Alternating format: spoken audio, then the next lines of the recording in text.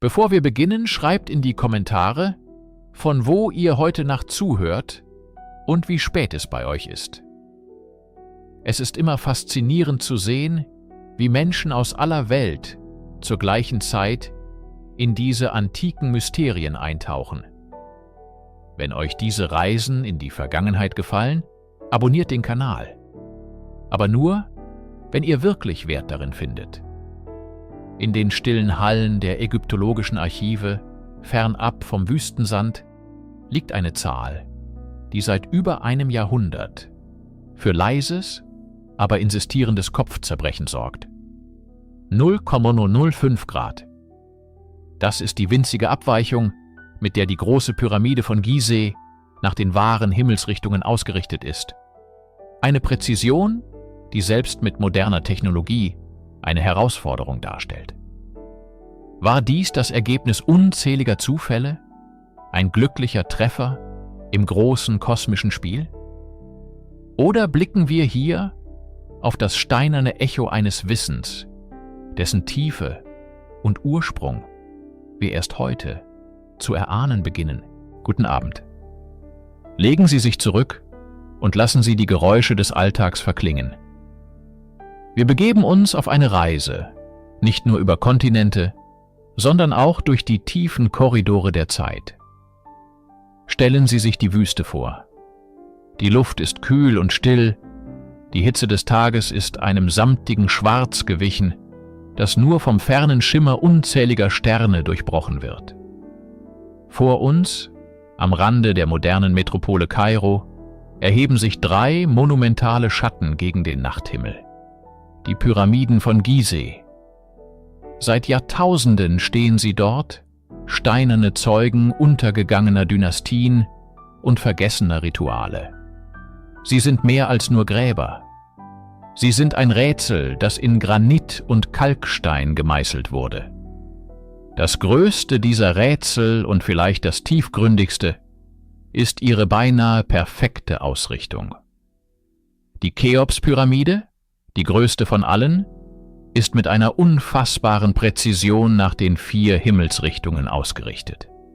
Ihre Seiten weichen vom wahren Norden, Süden, Osten und Westen um weniger als 1/20 eines Grades ab. Eine Genauigkeit, die selbst mit moderner Technologie nur schwer zu erreichen wäre, geschweige denn mit den Werkzeugen, die wir den alten Ägyptern zuschreiben. Wie war das möglich? War es ein kosmischer Zufall? Ein glücklicher Treffer bei einem Bauprojekt von unvorstellbarem Ausmaß? Oder verbirgt sich dahinter ein tiefes, absichtsvolles Wissen über den Kosmos, eine Verbindung zwischen Himmel und Erde, die wir erst heute langsam zu verstehen beginnen? In den kommenden Momenten werden wir den Schleier des romantischen Mysteriums lüften und uns den Fakten zuwenden. Wir werden die Methoden untersuchen, die diese alten Baumeister möglicherweise angewandt haben. Wir werden in den Himmel des 4. Jahrtausends vor unserer Zeit blicken und die Sterne suchen, die ihnen als Führer dienten. Dies ist keine Geschichte über außerirdische oder verlorene Superzivilisationen. Es ist die Geschichte menschlichen Intellekts, präziser Beobachtungsgabe und eines tiefen Wunsches, auf der Erde eine Ordnung zu schaffen, die die ewige Harmonie des Himmels widerspiegelt. Begleiten Sie mich, während wir dem Flüstern der Sterne über Gizeh lauschen. Die Präzision, mit der wir es in Gizeh zu tun haben, stellt uns vor ein fundamentales Problem. Um etwas so exakt auszurichten, benötigt man einen festen, unveränderlichen Referenzpunkt. Heute verwenden wir dafür das Global Positioning System oder hochpräzise Theodolit. Die alten Ägypter besaßen nichts dergleichen. Ein einfacher Kompass, wie wir ihn kennen, wäre ohnehin unbrauchbar gewesen. Er zeigt zum magnetischen Nordpol, einem Punkt, der über die Jahrhunderte wandert und nicht mit dem geografischen Nordpol, dem wahren Rotationspunkt der Erde, übereinstimmt. Die Baumeister der Pyramiden suchten aber genau diesen wahren Norden, den unbeweglichen Punkt am Himmel, um den sich alle Sterne zu drehen scheinen. Wie also konnten sie ihn finden? Die Herausforderung war immens. Man stelle sich das Plateau von Gizeh vor, eine riesige, unebene Baustelle. Schon das Abstecken einer perfekten quadratischen Grundfläche von über 230 Metern Kantenlänge ist eine Meisterleistung. Aber diese Grundfläche dann auch noch mit einer Abweichung von nur wenigen Bogenminuten an den Himmelsrichtungen auszurichten, grenzt ans Unmögliche. Jede kleine Ungenauigkeit am Anfang hätte sich potenziert, je höher die Pyramide wuchs.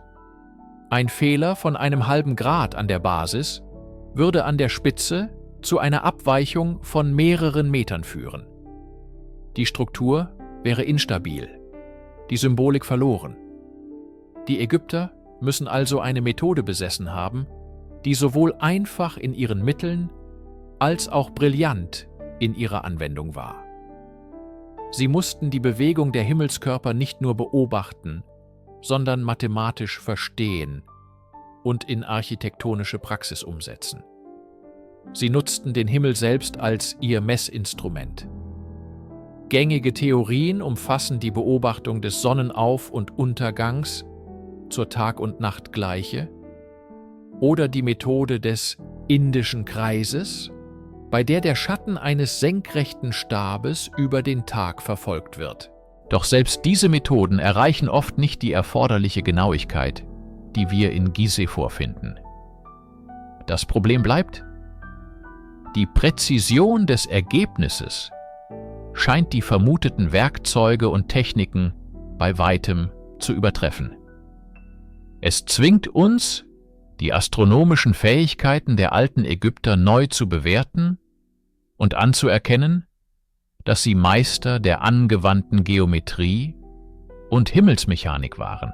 Wenn wir heute in den Nachthimmel blicken, finden wir den Polarstern, Polaris, als verlässlichen Anker des Nordens.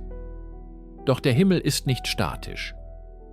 Durch eine langsame Taumelbewegung der Erdachse, die sogenannte Präzession, verschiebt sich der Himmelsnordpol über Jahrtausende hinweg.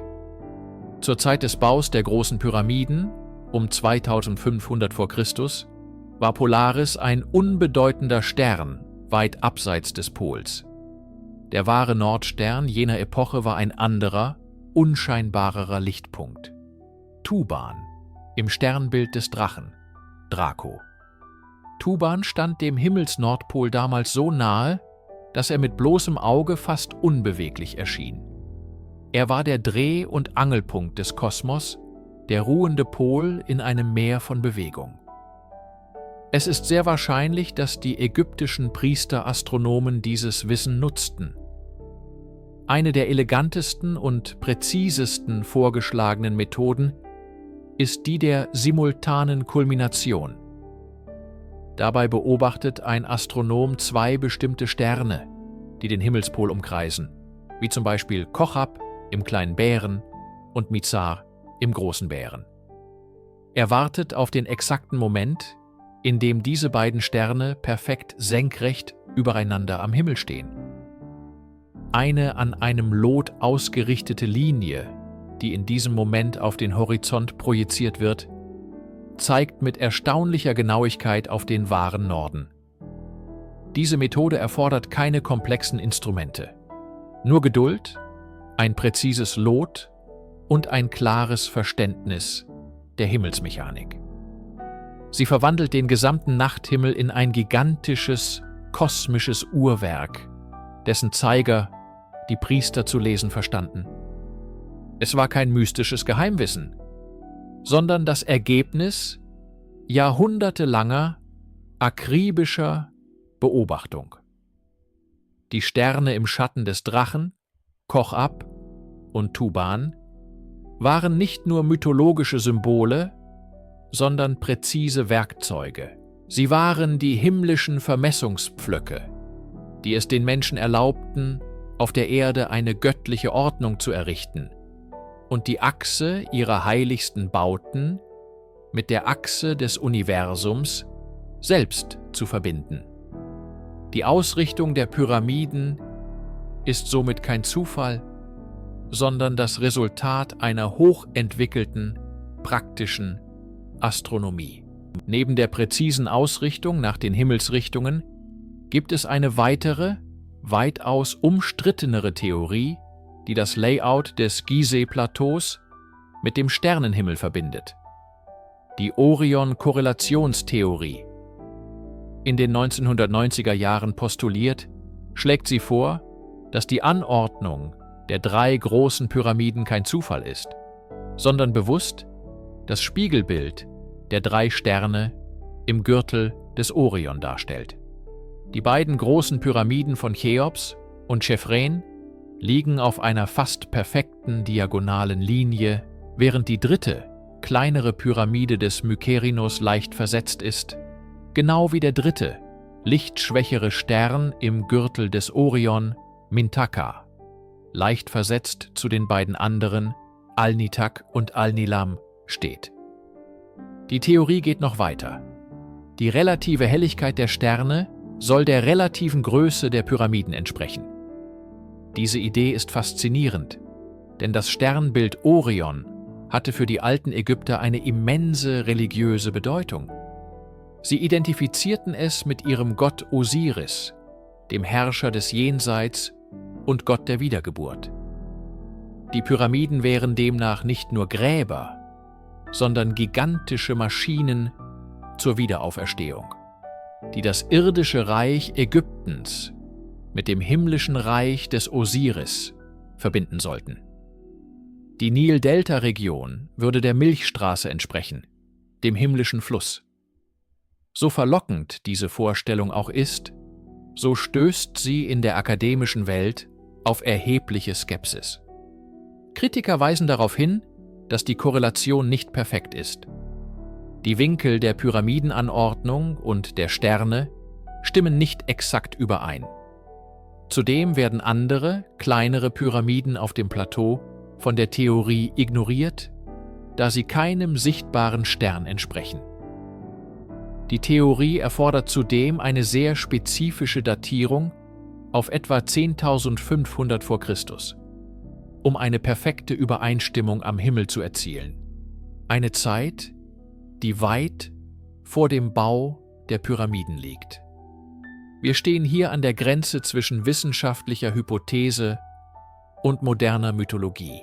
Die Orion-Korrelation bleibt eine fesselnde, aber unbewiesene Idee, die uns daran erinnert, dass die Pyramiden nicht nur technische, sondern auch zutiefst spirituelle Bauwerke waren, deren volle Bedeutung vielleicht für immer im Sand der Zeit verborgen bleiben wird.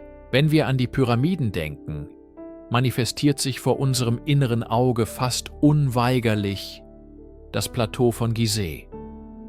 Doch diese vollendeten Monumente entstanden nicht in einem Vakuum. Um ihre Präzision zu verstehen, müssen wir unsere Reise fortsetzen. Weg von der vertrauten Silhouette, flussaufwärts nach Süden, zu den königlichen Nekropolen von Daschur und Saqqara.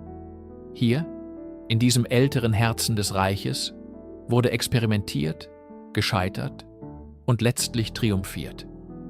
In Daschur erhebt sich die Knickpyramide des Pharao Sneferu, des Vaters von Cheops. Ihr eigentümlicher, gebogener Umriss erzählt eine Geschichte von architektonischen Herausforderungen und Anpassungen in Echtzeit. Doch während ihre Form ein Kompromiss sein mag, ist ihre Ausrichtung keiner.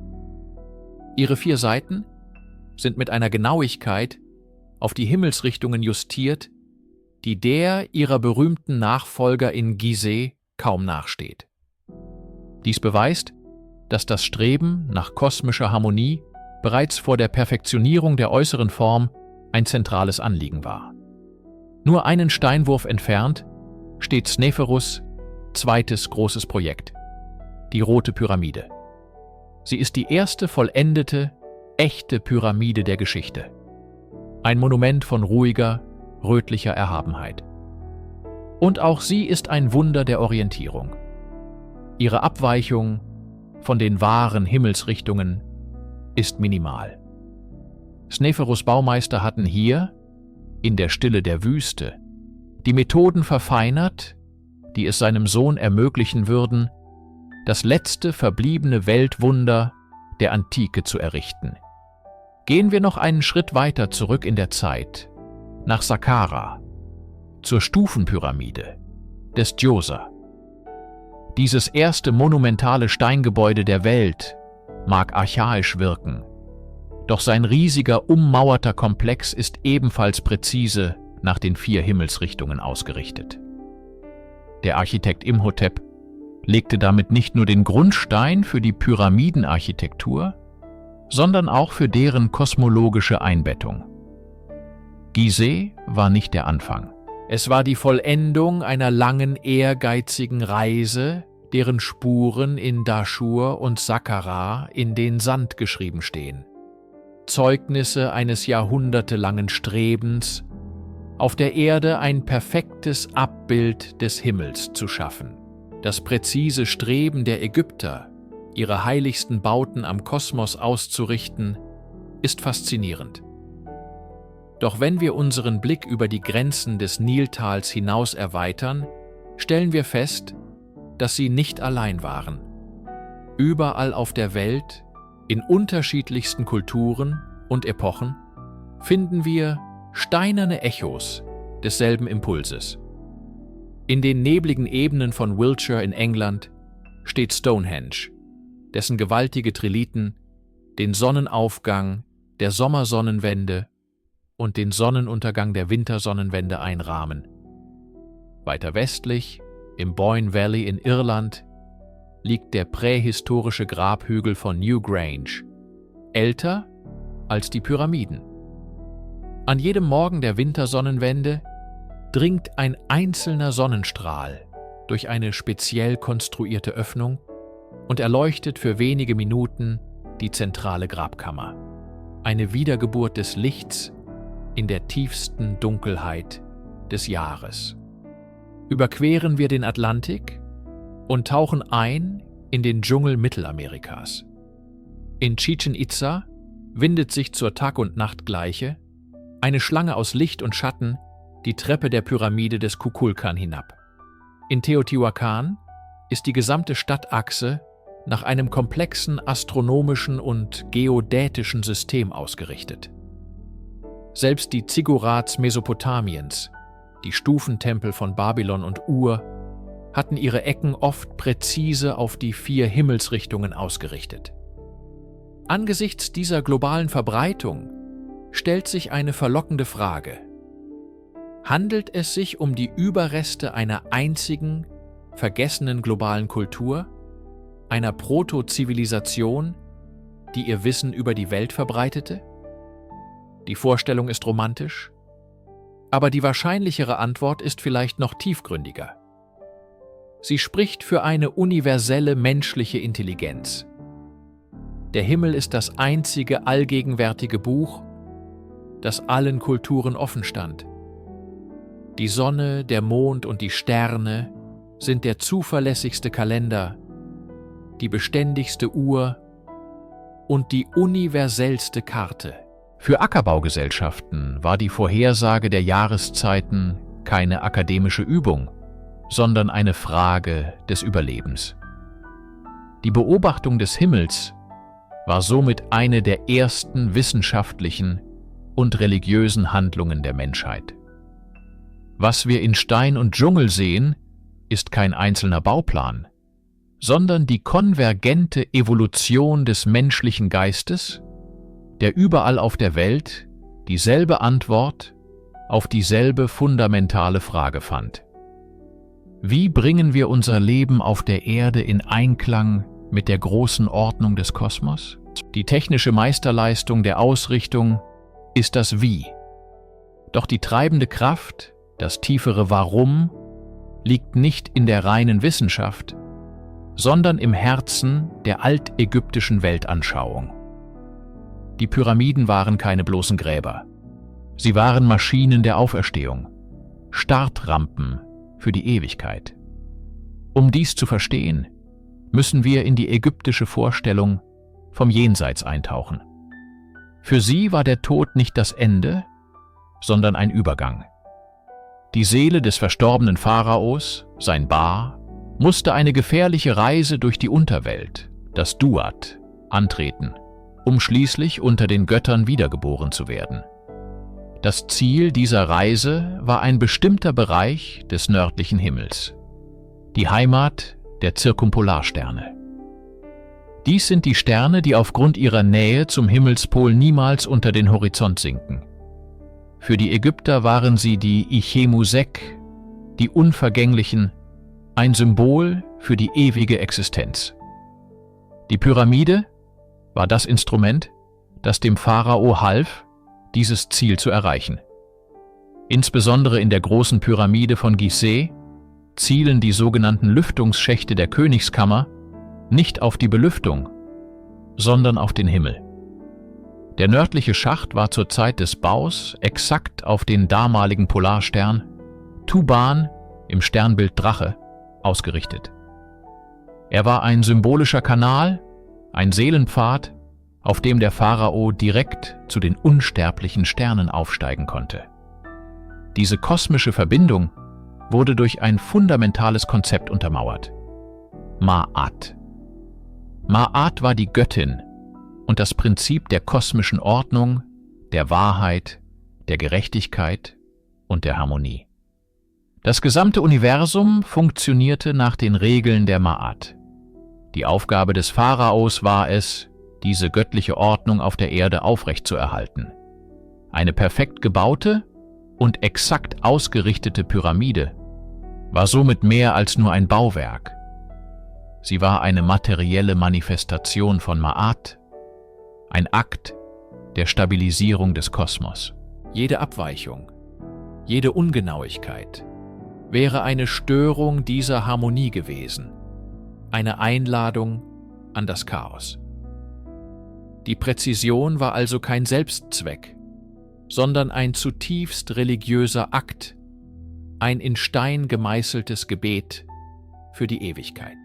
Das astronomische Wissen, das in der großen Pyramide gipfelte, entsprang keiner plötzlichen Erleuchtung. Es war das Ergebnis einer langen, tief in der Vorgeschichte verwurzelten Tradition. Um seine Ursprünge zu finden, müssen wir das fruchtbare Niltal verlassen und uns tief in die heute trockene Weite der nubischen Wüste wagen. Hier, an einem Ort namens Nabta Playa, finden wir die subtilen, aber tiefgründigen Spuren dieser uralten Weisheit. Lange bevor der erste Stein für die erste Pyramide behauen wurde, versammelten sich hier Menschen. Um etwa 7000 vor Christus errichteten nomadische Rinderhirten einen der ältesten bekannten Steinkreise der Welt. Er ist bescheiden im Vergleich zu Stonehenge, besteht aus kleinen, aufrechten Megalithen, doch seine Bedeutung ist monumental. Archäoastronomen haben festgestellt, dass die Steine von Nabta Playa auf bemerkenswerte Weise mit dem Himmel korrespondieren. Bestimmte Linien markieren den Aufgang der Sonne zur Sommersonnenwende, ein entscheidender Moment, der die Ankunft des lebensspendenden Monsunregens ankündigte. Andere Steine scheinen die Positionen heller Sterne wie Sirius und der Sterne des Oriongürtels zu markieren, wie sie vor Tausenden von Jahren am Himmel standen. Dies war keine abstrakte Sternbeobachtung. Für diese Menschen, deren Überleben von den saisonalen Regenfällen und dem Wohlergehen ihrer Herden abhing, war der Himmel ein praktischer Leitfaden. Der Kalenderkreis von Nabta Playa war ein Werkzeug, um den Rhythmus der Natur zu verstehen und vorherzusagen, ein Zentrum für Rituale, die darauf abzielten, die kosmische Ordnung zu sichern.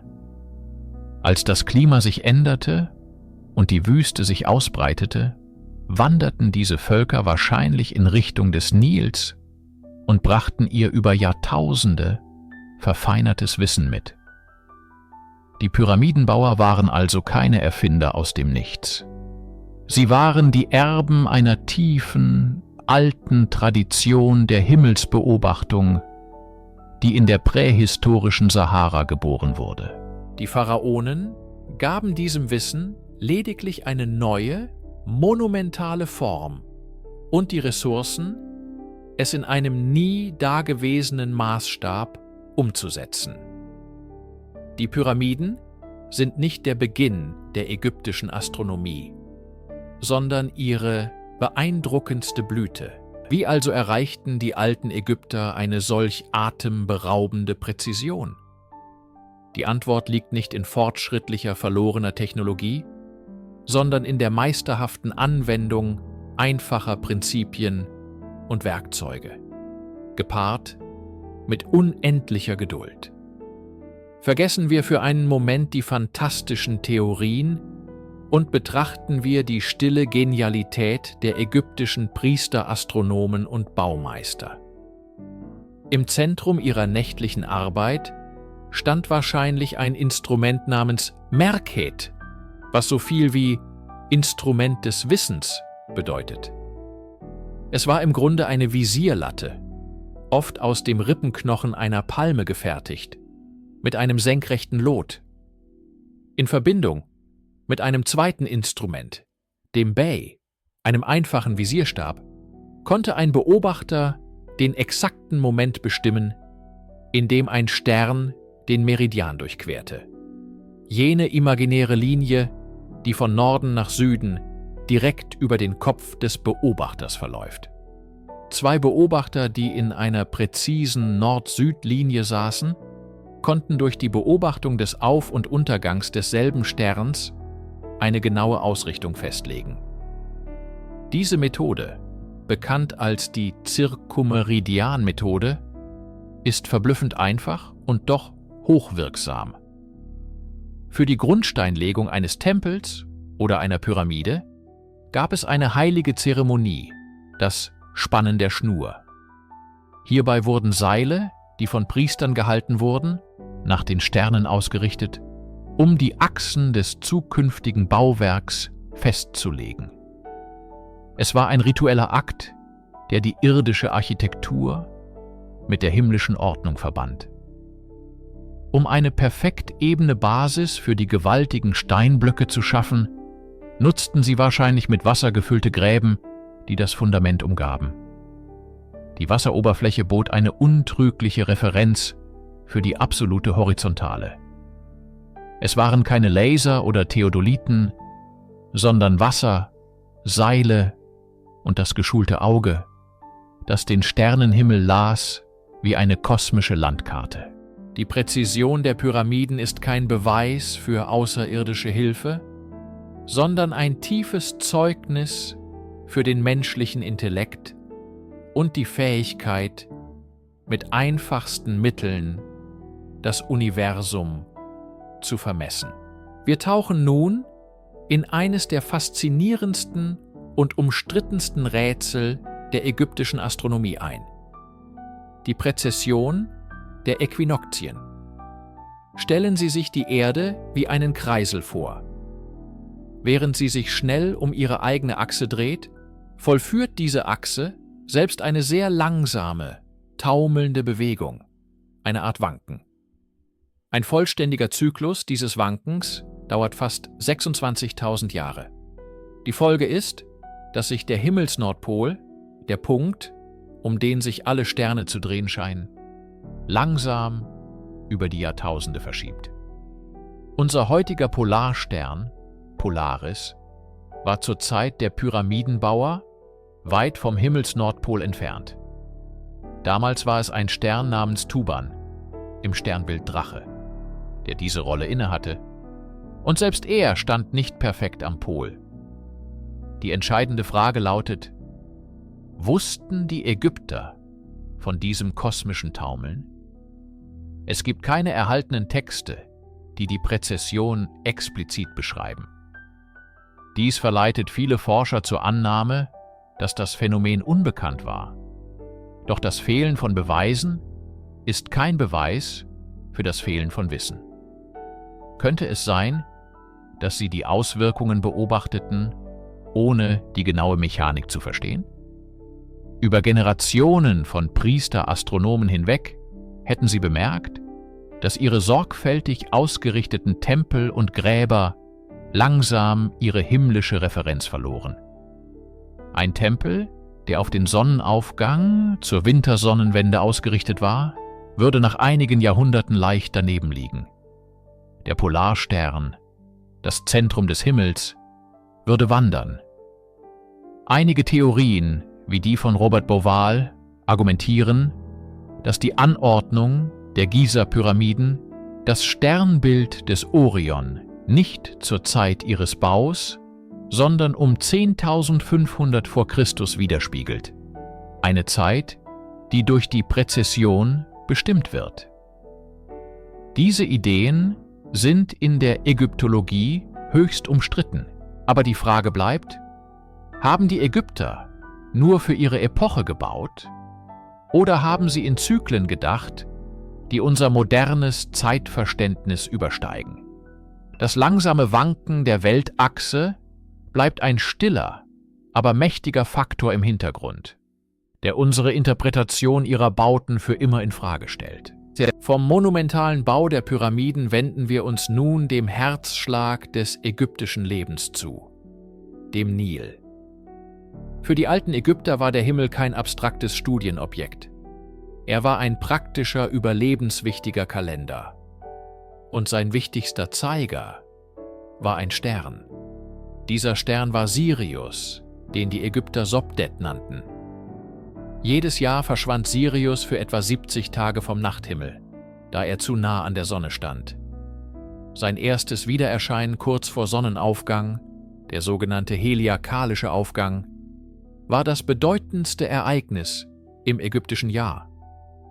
Denn dieses himmlische Ereignis kündigte mit bemerkenswerter Zuverlässigkeit die Ankunft der jährlichen Nilflut an. Stellen Sie sich die Szene vor. In der stillen Dämmerung, nach Wochen der Dürre und Hitze, versammeln sich die Priester auf den Dächern der Tempel. Ihre Augen sind auf den östlichen Horizont gerichtet. Und dann, für einen flüchtigen Moment, bevor das Licht der Sonne alles überstrahlt, blitzt er auf. Der hellste Stern am Himmel, Sopdet, wiedergeboren aus der feurigen Umarmung der Sonne. Dieses Ereignis markierte den Beginn des neuen Jahres, Vepet Renpet. Es war das Signal, dass die lebensspendenden Wasser des Nils bald aus dem Süden kommen würden, um das ausgedörrte Land zu überschwemmen und den fruchtbaren schwarzen Schlamm abzulagern, der die Grundlage für die gesamte ägyptische Zivilisation bildete. Der ägyptische Kalender, einer der ersten Solarkalender der Menschheit mit 365 Tagen, basierte auf diesem Zyklus. Die Astronomie war hier keine esoterische Wissenschaft, sondern die Grundlage für Landwirtschaft, Verwaltung und das religiöse Leben. Die Verbindung zwischen dem Aufgang des Sirius und der Ankunft der Flut war eine so tiefgreifende Bestätigung der kosmischen Ordnung, der Ma'at, dass sie das gesamte Weltbild der Ägypter prägte. Der Himmel und die Erde waren nicht getrennt, sie waren in einem ewigen, zyklischen Tanz miteinander verbunden, der Leben und Wohlstand sicherte. Die astronomische Ausrichtung der Pyramiden war weit mehr als nur eine technische Meisterleistung. Sie war der architektonische Ausdruck einer tiefen theologischen Überzeugung. Um sie zu verstehen, müssen wir die Rolle des Pharaos im ägyptischen Kosmos begreifen. Der König war nicht nur ein Herrscher, er war ein Gott auf Erden, die menschliche Inkarnation des Himmelsgottes Horus. Sein Leben war die Aufrechterhaltung der Ma'at, der göttlichen Ordnung. Sein Tod war kein Ende, sondern eine Transformation, eine Rückkehr zu den Sternen. Die Pyramide war das Instrument, das diesen Übergang ermöglichte. Ihr altägyptischer Name verrät ihre Funktion. Die große Pyramide des Cheops hieß ursprünglich Akhet Khufu, der Horizont des Cheops. Das Wort Akhet bezeichnet den Horizont, den Ort, an dem die Sonne auf und untergeht, eine Schwelle zwischen der Welt der Lebenden und der Welt der Götter. Die Pyramide war also der persönliche Horizont des Pharaos, sein Tor zum Jenseits. Nach dem Tod, so glaubte man, würde die Seele des Pharaos, sein Ba, aus dem Grab aufsteigen, um sich den unvergänglichen Sternen anzuschließen. Dies waren die zirkumpolaren Sterne, jene Sterne am Nordhimmel, die aufgrund ihrer Nähe zum Himmelsnordpol niemals unter den Horizont sinken. Sie waren für die Ägypter das Symbol der Ewigkeit. Die präzise Nord-Süd-Ausrichtung der Pyramide war daher kein Zufall, sondern eine Notwendigkeit. Sie richtete den Weg des Pharaos direkt auf dieses Reich der Unsterblichkeit aus. Die berühmten Schächte im Inneren der Cheops-Pyramide, die auf bestimmte Sterne wie Tuban im Drachen und Alnitak im Orion ausgerichtet sind, waren keine Belüftungsschächte. Sie waren Seelenkanäle, symbolische Startrampen, die dem Ba des Königs den Weg zu seinem himmlischen Ziel wiesen. Die Pyramide war somit eine Maschine der Wiederauferstehung, ein in Stein gehauenes Versprechen, das den irdischen Körper des Königs mit dem kosmischen Schicksal der Götter verband. Jede Kante, jeder Winkel war Teil dieser heiligen Geometrie, die Himmel und Erde für die Ewigkeit vereinte. Guten Abend.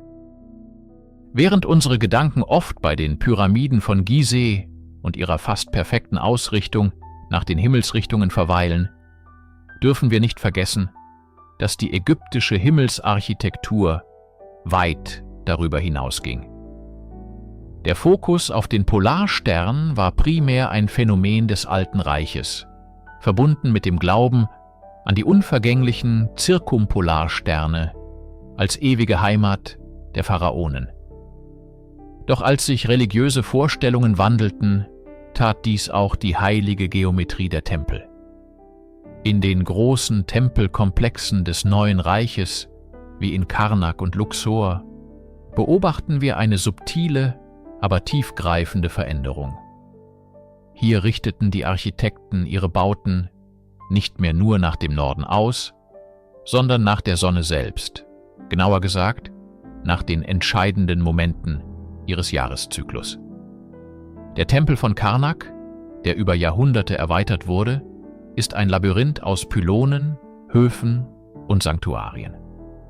Seine Hauptachse ist auf den Sonnenuntergang zur Zeit der Wintersonnenwende ausgerichtet. Stellen Sie sich das Schauspiel vor. An diesem einen kürzesten Tag des Jahres dringt ein Strahl der untergehenden Sonne tief in das Dunkel des Tempels ein und beleuchtet für wenige Augenblicke das Allerheiligste, die Barke des Amun-Re. Dies war kein Zufall. Es war ein bewusst inszeniertes kosmisches Drama, eine Hierophanie, die die Wiedergeburt des Sonnengottes und damit die Erneuerung des gesamten Kosmos symbolisierte. Die Architektur wurde zur Bühne für ein göttliches Ereignis. Ähnliche Phänomene finden sich auch in anderen Tempeln, die auf die Sommersonnenwende oder die Tag- und Nachtgleichen ausgerichtet waren. Manchmal war die Ausrichtung noch spezifischer und zielte auf den heliakischen Aufgang eines bestimmten Sterns wie Sirius, dessen Erscheinen am Morgenhimmel die Nilschwämme und das ägyptische Neujahr ankündigte. Diese Bauten waren mehr als nur Steine. Sie waren Kalender, Observatorien und Tore zu den Sternen, durch die die Götter mit der Welt der Menschen in Kontakt traten. Sie zeigen uns, dass die ägyptische Astronomie eine lebendige, sich entwickelnde Wissenschaft war, die eng mit dem Herzschlag von Religion und Königtum verbunden war. Die Präzision, mit der ägyptische Monumente am Himmel ausgerichtet wurden, wirft eine unausweichliche Frage auf.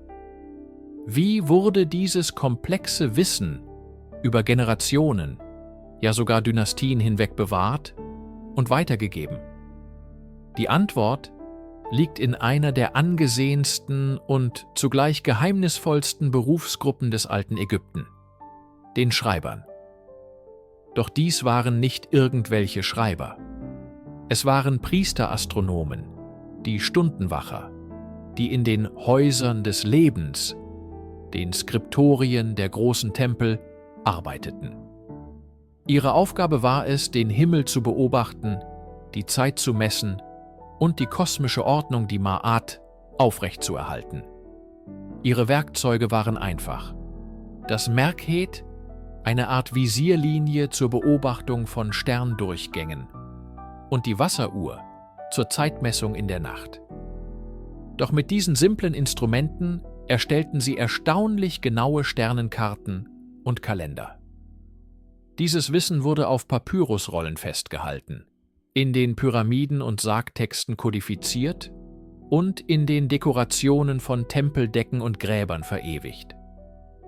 Das berühmte astronomische Deckenbild im Grab von Senenmut oder der spätere Tierkreis von Dendera sind steinerne Zeugen dieser ununterbrochenen Tradition.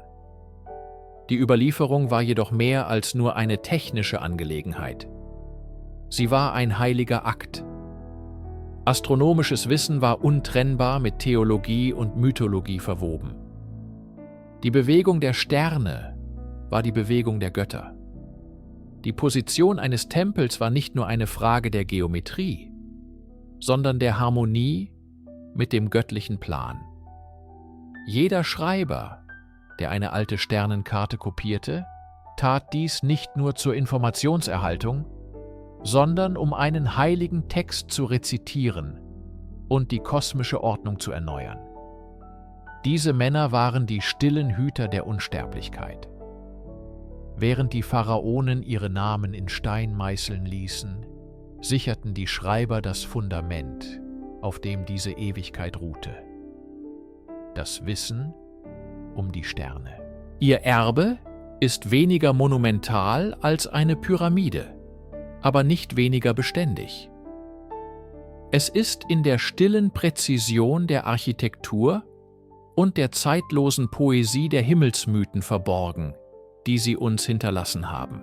Angesichts der erstaunlichen Leistungen der alten Ägypter ist es verständlich, dass eine faszinierende Idee immer wieder auftaucht: die Vorstellung einer verlorenen Quelle des Wissens, einer prähistorischen, hochentwickelten Zivilisation, vielleicht sogar Atlantis, die den Ägyptern ihr gesamtes Wissen in einem fertigen Paket übergeben hat. Es ist eine romantische Vorstellung, die eines geheimen Buches des Tod oder einer verborgenen Halle der Aufzeichnungen, die alle Antworten enthält. Diese Idee spricht unsere Sehnsucht nach dem Wundersamen an und scheint eine einfache Erklärung für ein komplexes Phänomen zu bieten. Doch wenn wir diese romantische Brille abnehmen und die Fakten nüchtern betrachten, zeichnet sich ein anderes, vielleicht sogar noch beeindruckenderes Bild ab. Die archäologischen und textlichen Belege deuten nicht auf einen plötzlichen, unerklärlichen Wissenssprung hin. Stattdessen sehen wir eine langsame, schrittweise Entwicklung. Die frühen Mastabas waren einfacher als die Stufenpyramide, und die Stufenpyramide war ein Experiment auf dem Weg zu den glatten Pyramiden. Die Ausrichtungsmethoden wurden über Jahrhunderte verfeinert. Wir finden frühe, weniger präzise Versuche, die auf einen Lernprozess hindeuten. Das Wissen wurde nicht einfach empfangen, es wurde errungen. Es wurde durch endlose Nächte der Beobachtung, durch Versuch und Irrtum, durch die sorgfältige Aufzeichnung von Daten und durch die Weitergabe von Generation zu Generation erworben. Die wahre, verlorene Quelle ist vielleicht nicht ein einzelnes Artefakt, sondern die Summe unzähliger menschlicher Anstrengungen, die über Jahrtausende hinweg geleistet wurden. Die Vorstellung einer externen Quelle entwertet in gewisser Weise die tatsächliche Leistung der Ägypter. Sie waren keine bloßen Erben, sondern Pioniere. Sie schauten zum Himmel auf, stellten Fragen und fanden durch unermüdliche Geduld und scharfen Verstand ihre eigenen Antworten.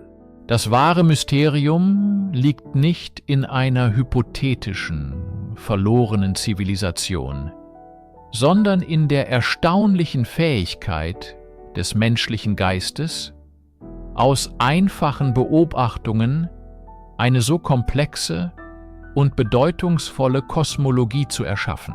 Keine große Zivilisation existiert in einem Vakuum. Auch das alte Ägypten war Teil eines größeren Netzwerks von Kulturen, die Handel trieben, Kriege führten und, was am wichtigsten ist, Ideen austauschten. Dieser Dialog fand auch am Nachthimmel statt. Wenn wir den Blick über das Niltal hinaus nach Mesopotamien richten, zum Reich der Babylonier, finden wir eine andere, aber ebenso brillante astronomische Tradition. Während die ägyptische Astronomie primär praktisch und rituell war, ausgerichtet auf Kalender, Zeitmessung und die heilige Ausrichtung von Bauten, entwickelten die Babylonier eine hochentwickelte mathematische Astronomie. Mit ihren Keilschrifttafeln verfolgten sie die Bewegungen der Planeten mit arithmetischer Präzision, erstellten Ephemeriden und entwickelten die Grundlagen der Astrologie, indem sie versuchten, aus den Sternen die Zukunft vorherzusagen. Es gab zweifellos einen Austausch.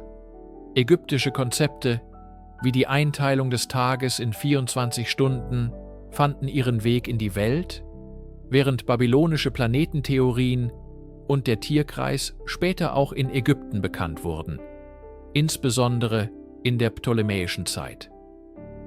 Dieser Dialog der Sterne erreichte einen Höhepunkt mit dem Aufstieg Griechenlands. Frühe griechische Denker wie Thales und Pythagoras reisten angeblich nach Ägypten und kamen mit neuen Ideen über Geometrie und Kosmologie zurück. Die Griechen nahmen das praktische Wissen der Ägypter und die mathematischen Modelle der Babylonier und fügten eine entscheidende neue Zutat hinzu: die Philosophie. Sie begannen nicht nur zu fragen, was und wann, sondern auch warum. Sie suchten nach physikalischen Gesetzen und rationalen Erklärungen für die Himmelsphänomene. So wurde aus der mythischen Kosmologie Ägyptens und der omenbasierten Astronomie Babylons langsam die wissenschaftliche Kosmologie der Griechen geboren. Ägypten war also nicht nur ein stilles Monument der Vergangenheit. Es war ein aktiver Gesprächspartner in der großen Konversation der antiken Welt, ein fundamentaler Impulsgeber, dessen Wissen über die Sterne half, das Fundament für unser modernes Verständnis des Universums zu legen. Nach Jahrhunderten der Spekulation und des romantischen Mystizismus betrat im 20. Jahrhundert eine neue Disziplin die Bühne. Eine, die versprach, das Schweigen der Steine mit der Sprache der Sterne zu übersetzen. Dies ist die Geschichte der Archäoastronomie, einer faszinierenden Verbindung aus präziser Vermessung, alter Geschichte und computergestützter Himmelsmechanik. Sie ist unser Instrument, um durch die Zeit zurückzublicken und den Nachthimmel so zu sehen, wie ihn einst die Erbauer der Pyramiden sahen. Das grundlegende Werkzeug des Archäoastronomen ist nicht die Spitzhacke, sondern das Theodolit und der Computer.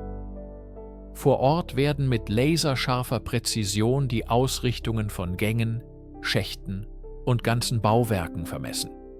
Jeder Winkel, jede Neigung wird erfasst und in digitale Daten umgewandelt. Doch diese Daten allein sind stumm.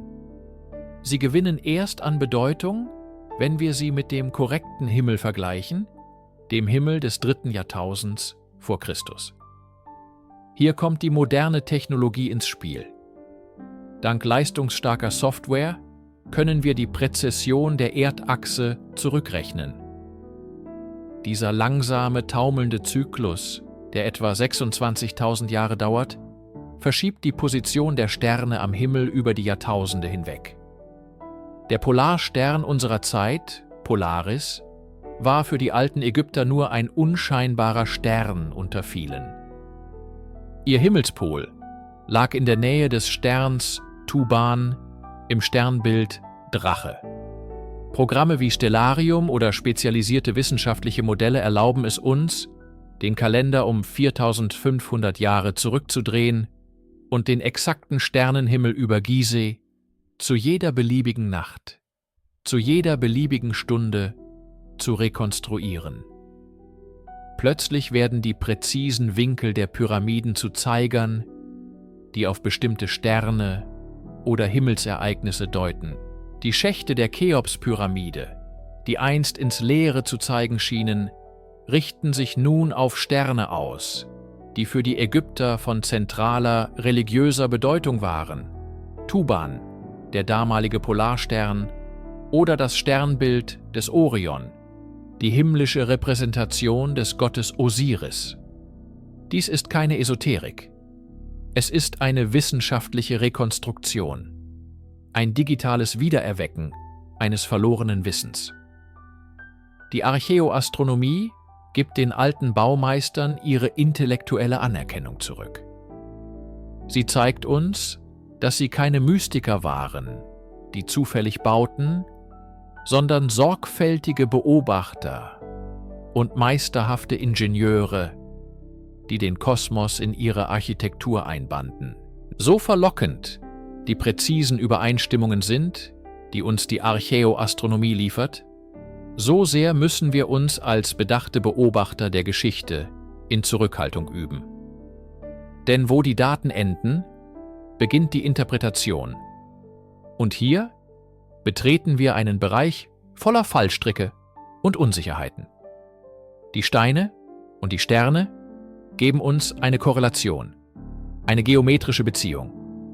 Sie sagen uns, dass ein bestimmter Schacht zum Zeitpunkt seiner Erbauung auf einen bestimmten Stern ausgerichtet war. Was sie uns jedoch nicht verraten, ist das Warum. Sie flüstern uns nicht die Gebete zu, die in diesen Gängen gesprochen wurden. Sie enthüllen nicht die genauen Mythen oder die spezifischen Rituale, die mit dieser Ausrichtung verbunden waren.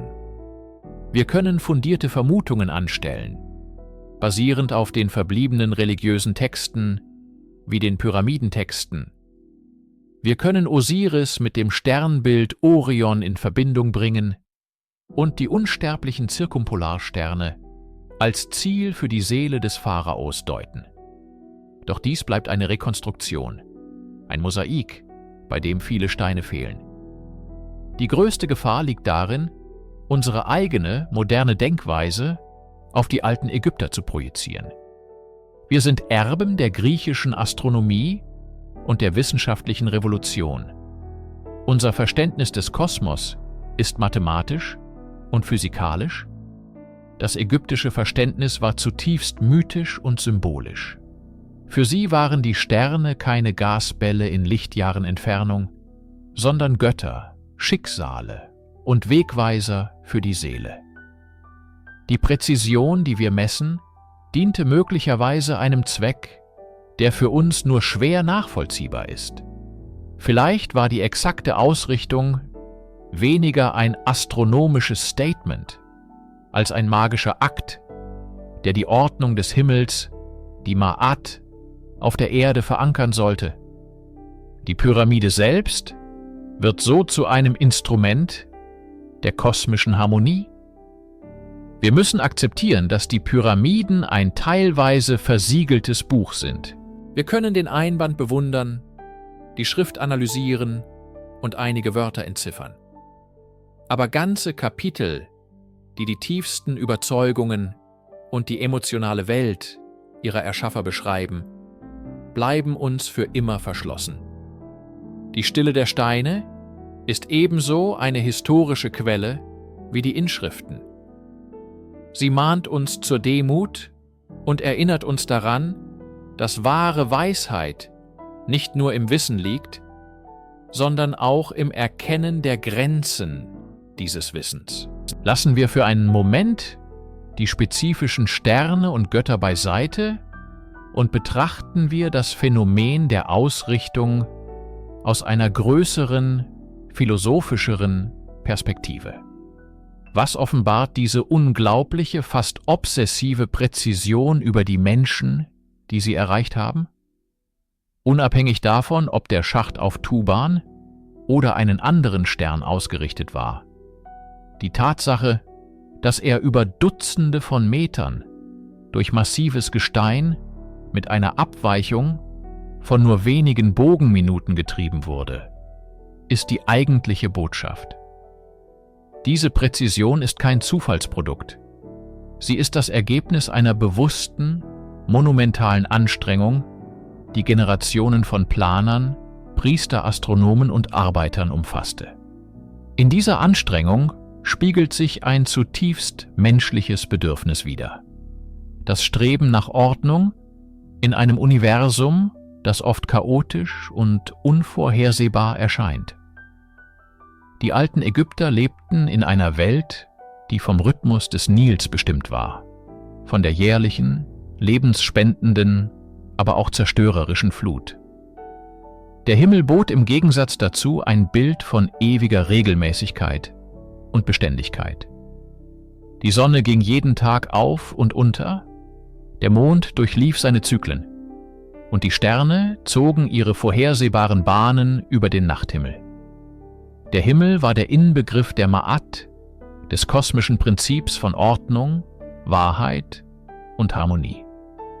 Indem die Ägypter ihre heiligsten Bauten, die Grabmäler ihrer gottgleichen Könige, nach diesem himmlischen Vorbild ausrichteten, taten sie mehr als nur Astronomie zu betreiben. Sie führten einen performativen Akt durch. Sie schufen auf der Erde ein Abbild der himmlischen Ordnung. Die Pyramide wurde zu einem Ankerpunkt, der die perfekte, göttliche Geometrie des Kosmos im irdischen Reich fixierte und so half, das Chaos abzuwehren. Dieses Streben ist universell. Von den Steinkreisen in Stonehenge über die Tempel der Maya bis hin zu den Kathedralen des Mittelalters, immer wieder hat die Menschheit versucht, durch Architektur eine Verbindung zwischen ihrer kleinen Welt und dem unendlichen Kosmos herzustellen. Die Pyramiden von Gizeh sind vielleicht der großartigste und älteste Ausdruck dieses Wunsches. Sie sind nicht nur Gräber, sie sind Instrumente der Harmonie, steingewordene Gebete für die Ewigkeit und die Beständigkeit der Ordnung. Ihr Erbe liegt nicht nur in ihrer schieren Größe, sondern in der stillen, aber überwältigenden Botschaft ihrer Präzision, dass der Mensch selbst inmitten der Vergänglichkeit nach dem Ewigen streben kann. Unsere Reise neigt sich dem Ende zu. Wir sind von den grundlegenden Fragen der Ausrichtung zu den komplexen Methoden der Archäoastronomie gereist.